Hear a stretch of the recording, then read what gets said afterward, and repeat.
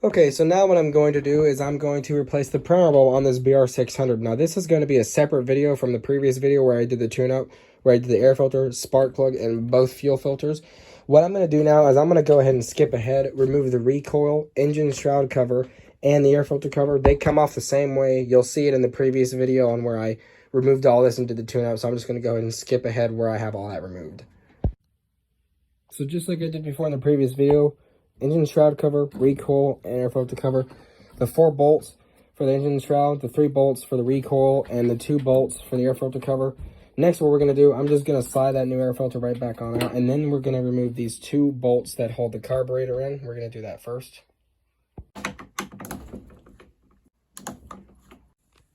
Now, once you have these 2 bolts unscrewed, you can pull them out, however much you can pull them out. Usually they like to stick, but if you can get them out, give me a second. I can usually get these pulled out of here.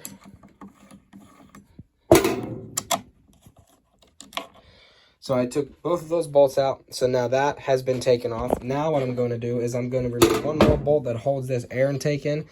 And it is right down here near the engine pan. Right there. I'm going to go ahead and remove this one. And then after that, once I remove this bolt, the airbox will drop and we will be able to access the carburetor and everything else.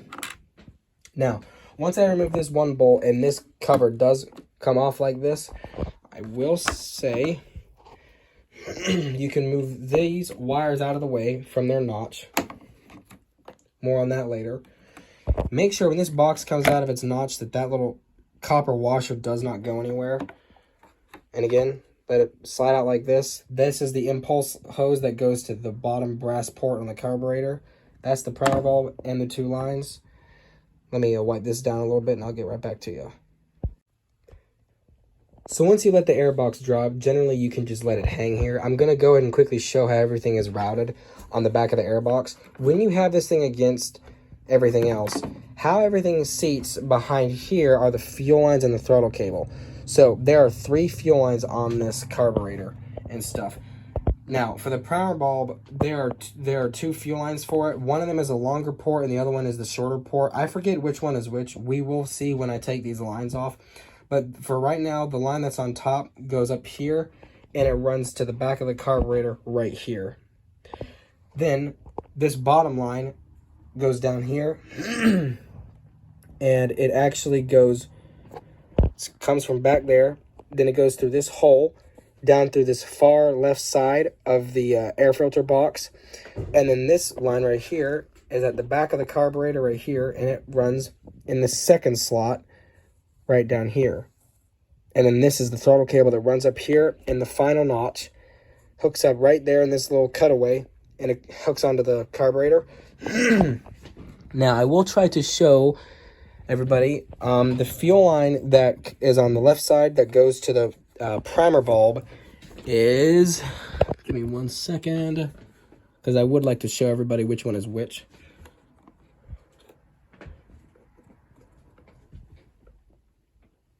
Sorry, I was not prepared for this exactly, but that's okay.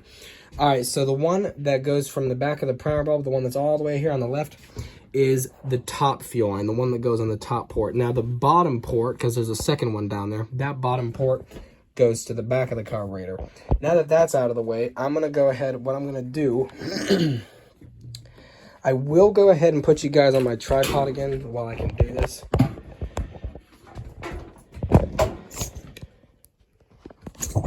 Sorry guys, my camera work was good at first, now it's not. So what I'm going to do right now is I'm going to go ahead and remove the carburetor so it's out of our way. I'm going to remove the throttle cable, just slide it out of its notch, just let it hang. Then I'm going to pull the carburetor out. The top fuel line, the short one that goes to the primer, I'm going to take it out just like that. And then I'm going to go ahead and let the carburetor just kind of hang out the way. You can let it just hang. I mean, it's not really a big deal. So just let it sit like that. You're okay. Because all we're trying to get to right now is the primer bulb. I'm going to go ahead and kind of wipe this down, and I'll be right back. So what I went ahead and did is I just decided to remove the carburetor just to make it easier. But like I said, all the lines and cables are where they should be. This is how they should be routed and everything. Just like that. So I'm going to go ahead, try to remove this primer bulb now. I know it's not the cleanest, but I'm not really worried about that right now. We're just here to replace the primer bulb. I'm going to go ahead and take this out. what you need to do is you need to press these little tabs in. I want to try to get that on video so you guys can actually see. Since you're kind of far away, I'm going to try to zoom you in.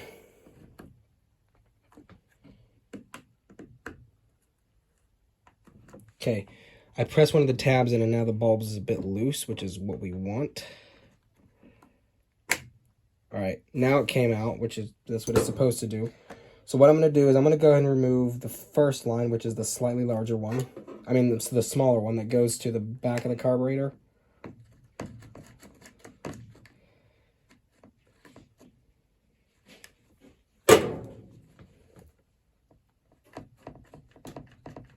I'll be right back when I remove that line. Give me 1 second.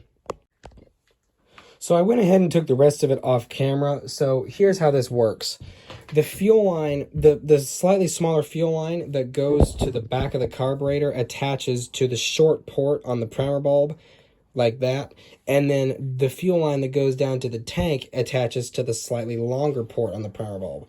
So I'll show you that again. The slightly longer port on the primer bulb goes to the fuel line that goes down to the tank. The slightly shorter line that goes to the carburetor where it sits there goes to the shorter one right here, but the other one goes to the longer one. I'm going to go ahead and set this up the way it needs to be.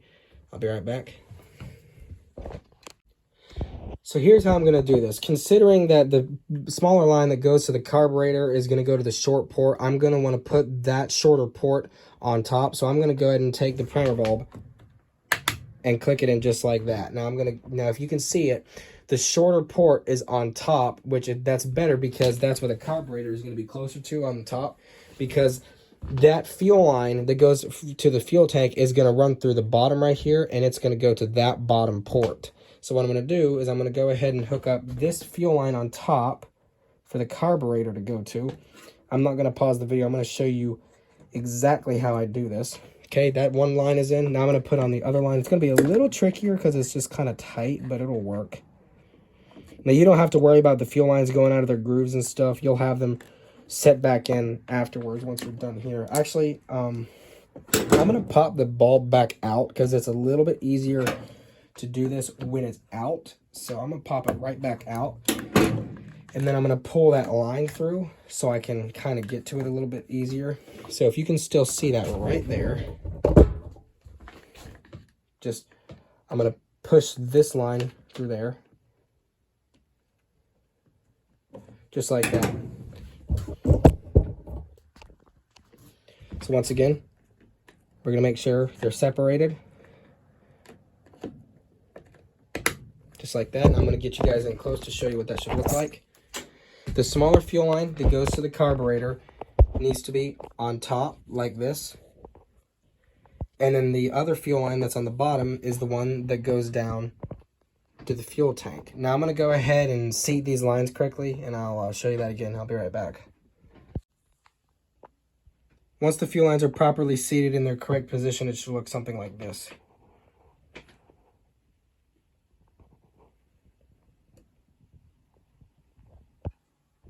Now, I will keep you guys on the video this time, and I'm going to show you how the carburetor goes back on.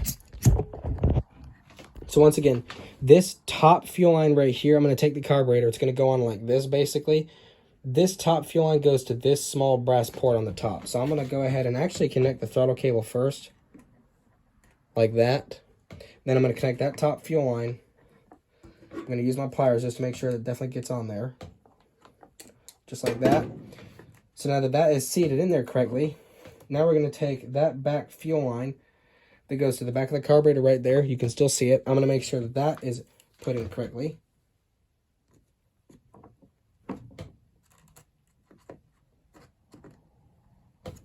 I'm going to pop it back out here a second. Oh, that's in there exactly how much it should be. All right, now that all the lines are properly in their spot, I'll go ahead and show you guys this again. Let me make sure everything is in there correctly.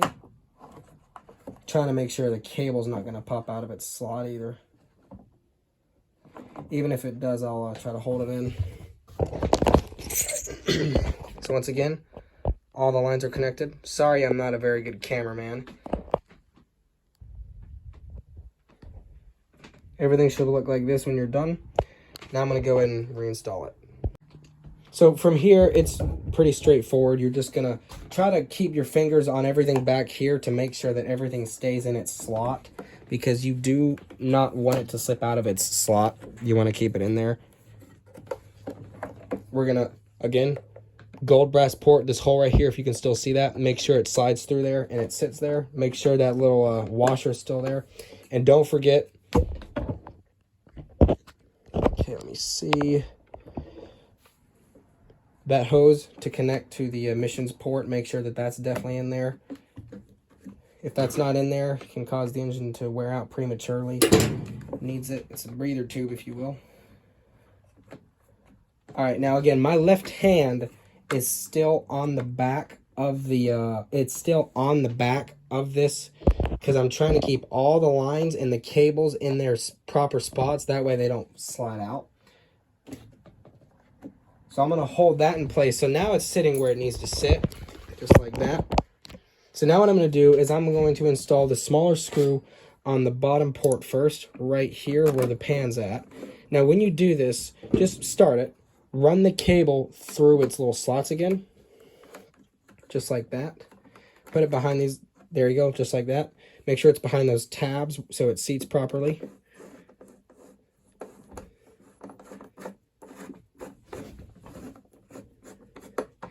Now that that's in there, now we can go to the carburetor screws. Once again, I can see back here, everything is where it needs to be. So now we're going to install our carburetor screws.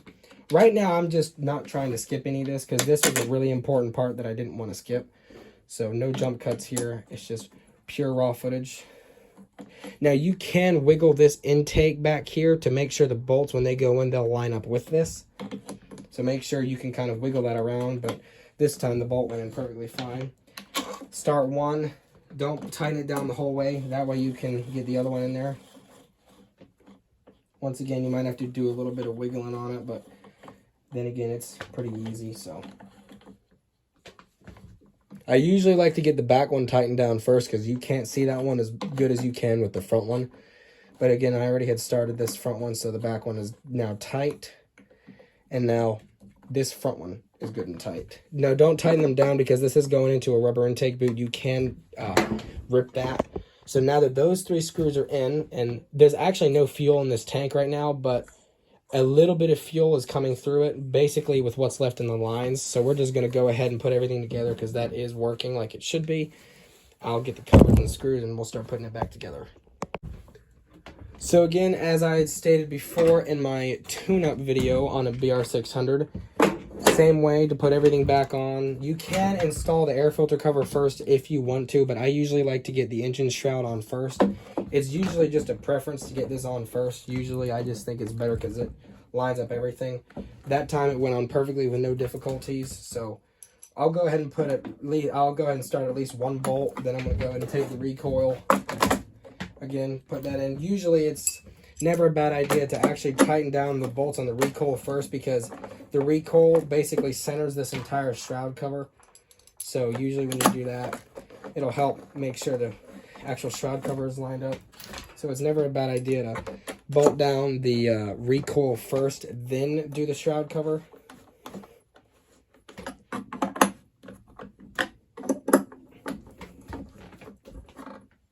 And as you guys remember, you know how these bolts go. So I'm going to go ahead and finish this up, and then we'll go back to the air filter. Now, as I had showed before, once again in the first video, the air filter cover is pretty easy to put on. Again, make sure the air filter goes in properly. Make sure the pleated parts are inside of the base of the box properly.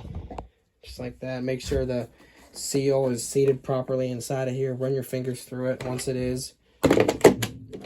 Just slide the cover in. Once again, you will know when this lines up because it'll line up with the shroud cover, so you'll know because it's usually going to be flush with it. It's pretty easy to tell.